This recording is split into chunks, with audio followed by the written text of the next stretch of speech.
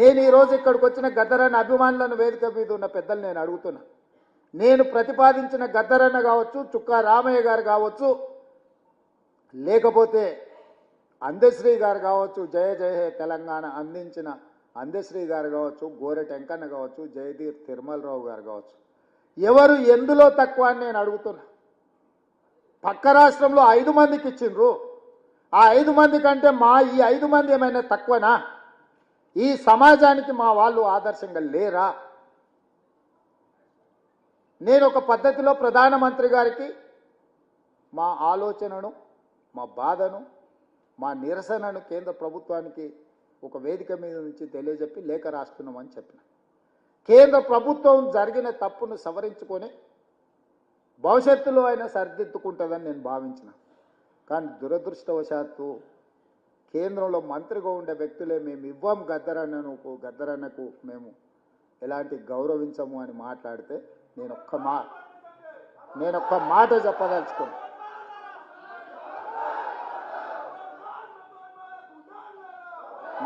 మాట చెప్పదలుచుకున్నాను. మళ్ళొక్కసారి మీరు మీ పార్టీ గద్దరన్నకు వ్యతిరేకంగా గద్దరన్న గౌరవాన్ని కించపరిచేటట్టు మాట్లాడితే మీ పార్టీ ఆఫీసు ఉన్న ప్రాంతానికి గద్దరన్న పేరు పెడతా. మీ పార్టీ కార్యాలయం అడ్రస్ రాసుకోవాలంటే గద్దరన్న గల్లీ అని రాసుకునేటట్టు చేస్తా బిడ్డ మిమ్మల్ని. మీరు అనుకోవచ్చు ఏం చేస్తాడు ముఖ్యమంత్రి, అవార్డులు మా దగ్గర ఉన్నాయి కదా, పద్మభూషణ్ పద్మశ్రీ ఇచ్చేది మేం కదా అనుకుంటున్నావు. కానీ నీ పార్టీ ఆఫీసు గద్దరన్న రాష్ట్రంలో ఉంది, ఆ సంగతి మర్చిపోవద్దు. నీ పార్టీ ఆఫీసు ఉన్న ప్రాంతానికి ఆ కాలనీకే గద్దరన్న పేరు పెడితే అప్పుడెవరు పేరు రాసుకుంటావు?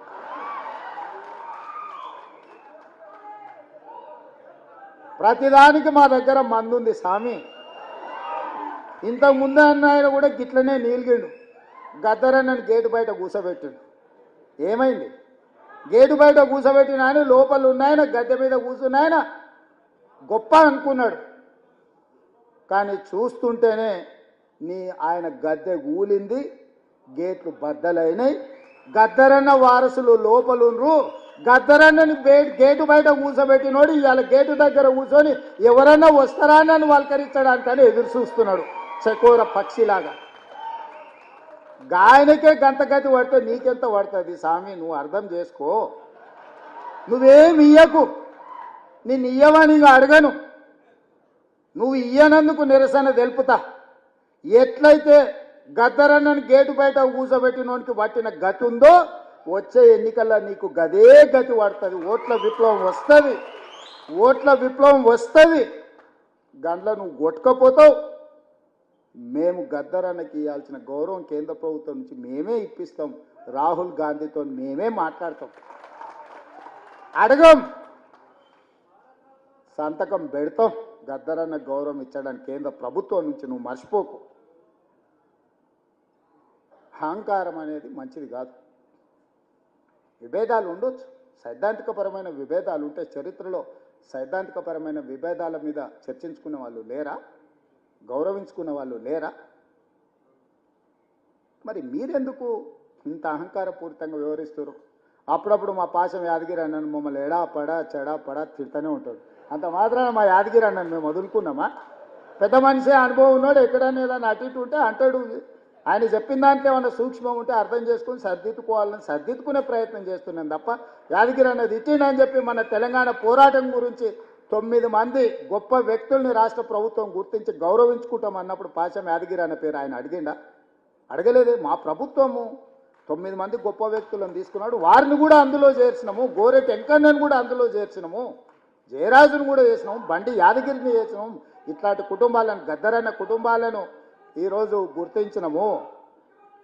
సో ఇట్లా ఈరోజు ప్రభుత్వం అనేది నిరంతర ప్రక్రియ. ఈ నిరంతర ప్రక్రియలో ప్రభుత్వం దృష్టికి వచ్చిన ఏ మంచి పనైనా చేయడానికి ప్రభుత్వం ఉన్నది.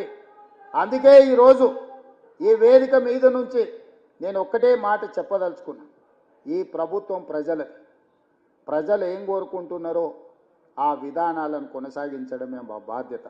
ఇవాళ యూనివర్సిటీల వైస్ ఛాన్సలర్లను వేసినాం, ఉస్మానియా యూనివర్సిటీకి 100 ఏళ్ల చరిత్ర ఉంటే 100 ఏళ్లలో ఒక దళితుడు కూడా ఉస్మానియా యూనివర్సిటీకి వైస్ ఛాన్సలర్ కాలే. మొదటిసారి కంచ ఐలయ్య గారికి వేదిక మీద ఉన్న లేకపోతే కాకి మాధవరావు గారికి వీళ్ళందరికీ విషయం తెలిసి ఉండాలి. మొదటిసారి ఉస్మానియా యూనివర్సిటీకి అక్కడ చదువుకున్న ఒక విద్యార్థిని ఇవాళ వైస్ ఛాన్సలర్గా నియమించినాము. 100 ఏళ్లలో జరగంది ఈరోజు ఈ ప్రభుత్వంలో జరిగింది. అంబేద్కర్ యూనివర్సిటీలో రిజిస్ట్రార్గా పనిచేసిన వ్యక్తే ఈరోజు అంబేద్కర్ యూనివర్సిటీకి వైస్ ఛాన్సలర్ అయింది. ఇవాళ యూనివర్సిటీల వైస్ ఛాన్సలర్ సామాజిక న్యాయాన్ని గుర్తుపెట్టుకొని ప్రతి దగ్గర ఒక క్రమ పద్ధతిలో వాళ్ళు ఎవ్వరు మమ్మల్ని కలవలేదు, పైరవి చేయలేదు. అయినా వాళ్ళని గుర్తించి గౌరవించాలనుకున్నాం, ఈ ప్రభుత్వం చేసింది. ఇది సరిపోతుందంటే సరిపోదు, ఇంకా చేయాల్సిన అవసరం ఉంది. మేము చెయ్యాలంటే మీరందరూ మాకు అండగా నిలబడాలి. ప్రొఫెసర్ పురుషోత్తంకి హైయర్ ఎడ్యుకేషన్ లేచినాం సోదరా. ప్రొఫెసర్ పురుషోత్తంని అందరినీ హైయర్ ఎడ్యుకేషన్లో వారిని పొలిటికల్ జేఏసీకి వారు చేసిన సేవల్ని గుర్తించి ప్రొఫెసర్ పురుషోత్తం గారిని వేసినాం. ఆయన కూడా నన్ను ఏం అడగలే. ఎవరెవరికైతే బాధ్యత ఇచ్చిందో ఏ ఒక్కరు కూడా ఈ ప్రభుత్వానికి వచ్చి విజ్ఞప్తి చెయ్యలేదు. ప్రభుత్వమే బాధ్యతగా భావించి వీలైనంత మేరకు మంచి చేయాలన్న ఆలోచనతో నా సహచర మంత్రివర్గ సహకారంతో నేను ఏది ప్రతిపాదన చేసినా నా మంత్రివర్గ సహచరులు ఎవ్వరు రెండవ మాట మాట్లాడకుండా నేను మొదలు పెట్టంగానే మా ఉప ముఖ్యమంత్రి గారు దాన్ని ముందు కొనసాగించి ముఖ్యమంత్రి గారు చేస్తున్న ప్రతిపాదన సమంజసమైంది అని చెప్పి దానికి ఆమోదం చెందే విధంగా ఈరోజు ప్రభుత్వం నిర్ణయాలు తీసుకుంది. అందుకే మిత్రులారా, వ్యక్తులు అగౌరవపరిస్తేనో వ్యక్తులు గద్దరన్నను గుర్తించనని మాట్లాడితేనో గద్దరన్న గౌరవం తగ్గదు, వన్నె తగ్గదు. కోహినూరు డైమండ్ ఎక్కడున్నా దాని విలువ దాందే. ఏనుగు చచ్చినా బతికినా దాని విలువలో ఏం తేడా లేదు. గద్దరన్న బతికున్నా గద్దరన్న చనిపోయిన ఆ స్ఫూర్తి మన గుండెల నిండా ఉంటుంది. గద్దరన్న గౌరవం 10 ఇంతలు పెరుగుతుంది తప్ప ఆనాడు మహాత్మా గాంధీనే మీరు గౌరవించిన వాళ్ళు గద్దరన్నను గౌరవిస్తారని మేమెందుకు అనుకుంటాము? మహాత్మా గాంధీనే పొట్టన పెట్టుకున్న వ్యక్తుల గురించి ఎక్కువ మేము ఆశించడం, ఎక్కువ యాచించడము ఏది రెండు తగదు. ఖచ్చితంగా తెలంగాణ రాష్ట్ర ప్రభుత్వం గొప్ప వ్యక్తులను ఎప్పుడూ గౌరవించుకుంటుంది. వాళ్ళ గౌరవం తగ్గకుండా ముందుకు తీసుకువెళ్తాం. ఈ వేదిక మీద నుంచి వెన్నెలమ్మను ఏదో సాంస్కృతిక సారథి చైర్పర్సన్గా నియమించడం అనేది అది వాళ్ళ హక్కు, ఎవరేమి ఇచ్చింది కాదు. వారి గద్దర్ కూతురుగా వారికి ఆ కళాకారుల యొక్క బాధ ఆ కుటుంబానికి తెలిసి అందరికంటే గొప్పగా. అందుకే నేను బాధ్యతగా భావించి వెన్నెలమ్మకు కూడా జీవో ఇచ్చే వరకు నాకు తెలిసి తెలియదు. ఆ కుటుంబానికి కూడా జీవో చూసుకున్నాకనే ఆవిడకు కూడా చాలామంది నాయకులు అడిగింది. నాయకులకు ఇయ్యలే నేను చెప్పిన ఇది నాయకులను నియమించే కుర్చీ కాదు, ఈ సానుభూతితో వాళ్ళ పట్ల కుటుంబ సభ్యులుగా భావించే వ్యక్తులకు ఇవ్వాల్సిన స్థానము అని చెప్పి గద్దరన్న బిడ్డను మన సోదరిగా భావించి మేమందరం నియమించినాము. ఈరోజు ఇంతమంది ఇక్కడికి వచ్చి గద్దరన్న స్ఫూర్తిని కొనసాగించడానికి, గద్దరన్న ఆనాడు బట్టన్న పాదయాత్రలో వారి ప్రజల దగ్గరికి వెళ్ళినప్పుడు, వారు నడిచినప్పుడు వారి దృష్టికి తీసుకొచ్చిన సమస్యల్ని పరిష్కరించడానికి ఈ ప్రభుత్వాన్ని ఆశీర్వదించండి, ఈ ప్రభుత్వాన్ని ముందుకు నడిపించండి. అవసరమైనప్పుడు సలహాలు సూచనలు ఇవ్వండి.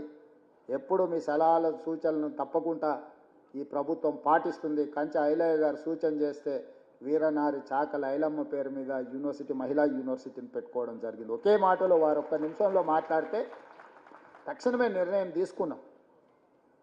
సురవరం ప్రతాప్ రెడ్డి గారి పేరు పెట్టుకోవాలి ఆనాడు మనకు విముక్తి కోసం పోరాటం చేసిందంటే చెప్తే మనం వెంబడే దాని మీద కూడా నిర్ణయం తీసుకున్నాం. సో ఈ సమాజానికి అవసరమైన నిర్ణయాలు తీసుకోవడంలో ఈ ప్రభుత్వానికి భేషజాలు లేవు. ఎవరైనా తెలంగాణ సమాజానికి ఉపయోగపడే సలహా సూచన ఏది ఇచ్చినా ఈ ప్రభుత్వం పాటిస్తుంది. గద్దరన్న గౌరవం పెంపొందించే విధంగా ఈ ప్రభుత్వం ముందుకు వెళ్తుంది అని చెప్పి మీ అందరికీ తెలియజేస్తుంది.